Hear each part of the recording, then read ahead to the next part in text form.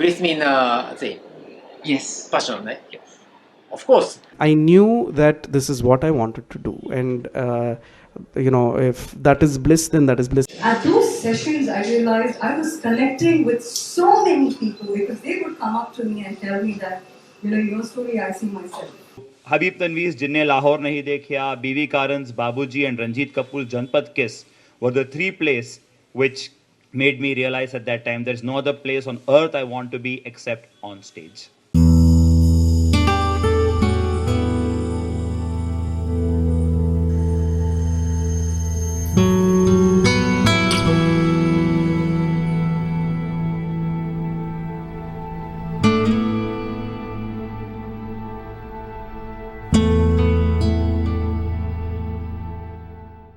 In April 2014, Vaani and I were left with just 80 rupees, and we spent it on an auto ride to go to a friend's place for dinner.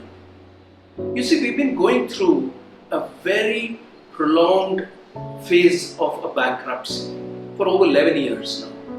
And in this phase, that time in 2014 was a very dark, numbing time for us. It was a struggle because every day we were trying to be successful and success was eluding us. We were literally penniless for many months. Several friends came forward and offered advice, perspective. Somebody said, why don't you start an Amway business? Someone else said, get into real estate, there's a lot of money there. And some other people said, you have so many contacts in the corporate sector, why don't you start a placement service?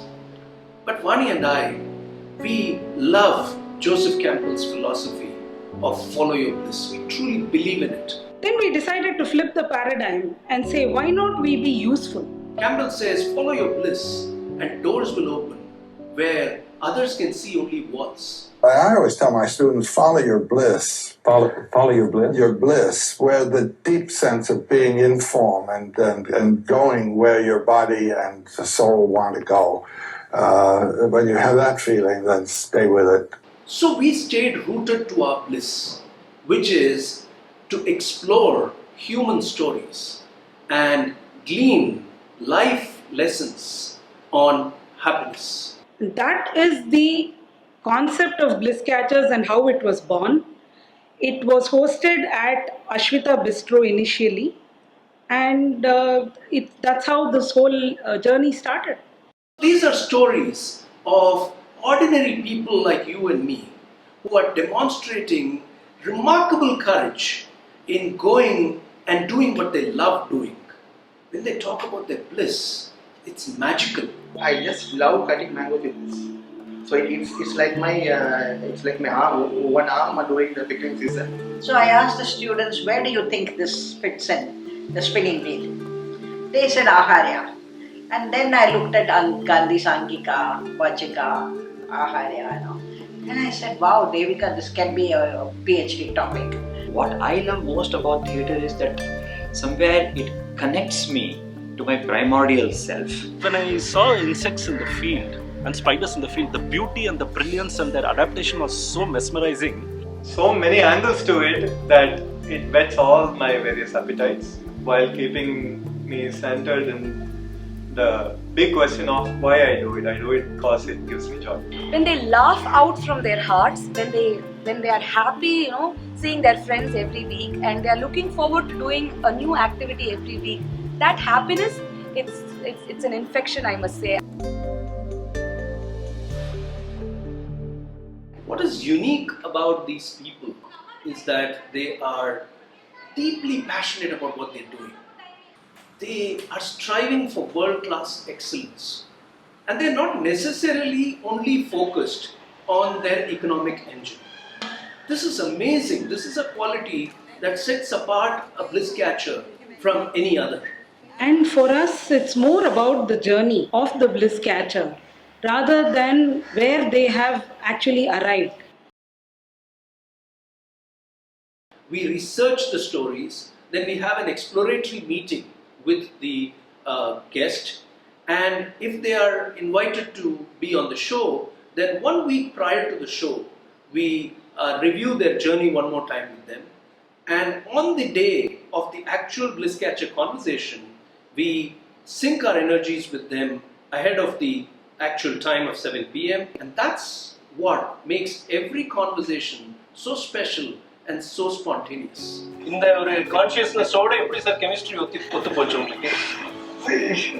Okay, let me open it up now. It started as a fascination and a curiosity. What about rains excites you? It just rains throughout and it's so fantastic. The dry place just turns green within a week's time and it's so beautiful. What you are is your art. That's what you're saying. Yes, yes. I was always drawn to any kind of art and craft and color. So I think as a kid I was exposed to, I would go to galleries. My parents would take me around, to galleries. How was that moment when you fell in love? That was the first time you were playing the guitar as well. That was the first time I was playing the guitar and it also felt like I had found my instrument. So yeah. This is a beautiful answer. This is a beautiful perspective.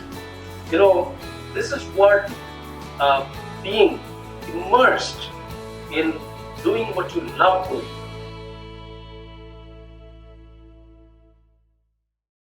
For these 99 guests that we have curated over the past 5 years, actually we have only one person to thank, and that is T.S. Ashwin of Odyssey.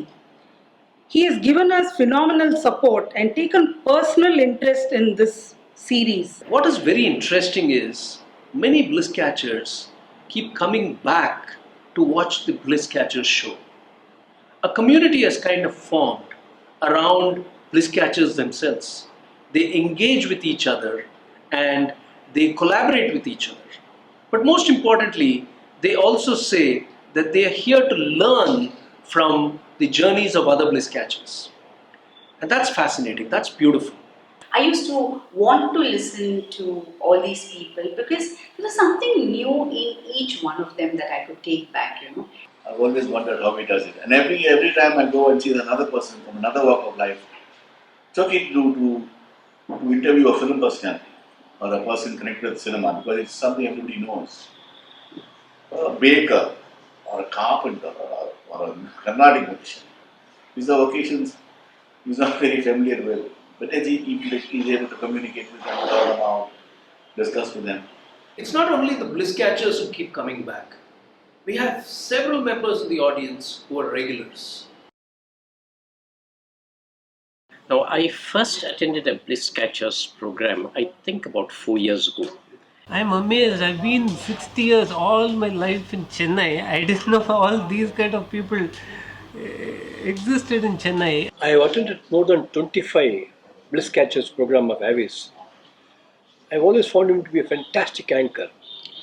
The amount of research that he does on any subject or any speaker whom he is interviewing is fantastic. Many of them tell Vaani and me that they can't believe that this whole program is non-commercial.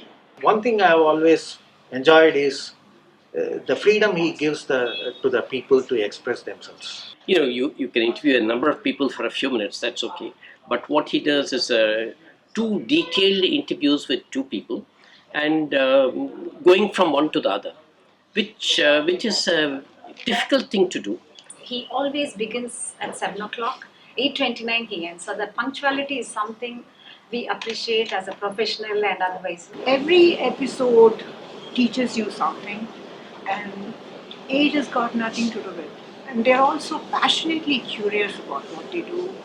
They have no regrets about the road not taken. Even more fulfilling is that many of them have made significant life decisions based on this program. Some of them have left Chennai, they've gone away, but they keep writing back saying that the choices that they have made has inspired them to be happy, has inspired them to go on to do what they love doing. Bliss Catchers has been a very great inspiration for me to actually follow my heart. That sort of put up a seed in me saying maybe it's time to find your passion too. They would tell me the little things what they did in their life, so that I eventually started putting in mine, applying to my life, and right now it's like, to be honest, really happy. I didn't think that I would get that hooked on to the philosophy that Bliss Catcher stands for. That you can do what you want in life, even if it's off the beaten path, and still be successful at it. And what's more, that you will actually be happy, blissful. I like to come to Bliss Catcher session to sort of hear AVIS and get those wax on my back. And I decided to take it up and take the leap of faith. But all this started with that one reluctant session, Bliss Catcher session I came and I attended. The last 5 years of curating Bliss Catchers has helped us understand that number one, bliss must not be postponed. Number two, that bliss is profitable. When you do what you love doing and you become world class at doing that, money always follows. And three, that bliss is not a hobby. It's not something that you do on the side. It is what you do because it's your entire life and it's a truly immersive experience.